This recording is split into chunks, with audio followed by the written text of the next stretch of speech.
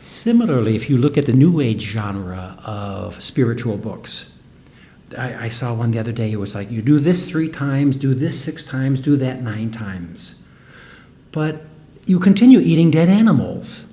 I was like, how are you going to develop your deep, deep spirit when you are contributing to the death of animals and then eating that dead body, putting it in your mouth and letting it rot in the morgue, which is the intestines, so close to the heart, where we talk about love and compassion, but we store these dead animals in our bellies for 48 hours.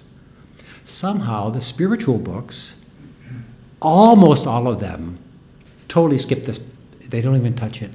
The exception, of course, is books coming from the yoga, the Vedas, the Bhagavad Gita. India is largely vegetarian. So it's built into their culture and into their society.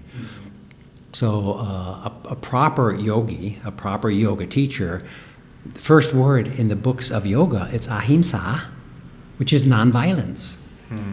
Nonviolence towards all living beings.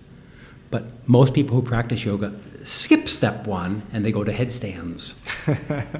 And they just skip the part about, yeah, but for breakfast you contributed to the death of a pig.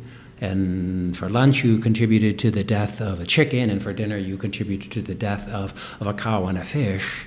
It's like, yeah, but I can do headstands. It's like, yoga's not about headstands. It's about the heart.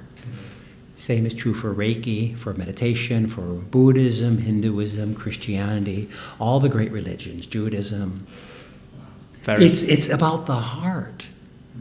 It's about the heart. And to do that, you need absolute nonviolence, which is loving kindness, or I call it in this book here, holistic compassion. Very powerful.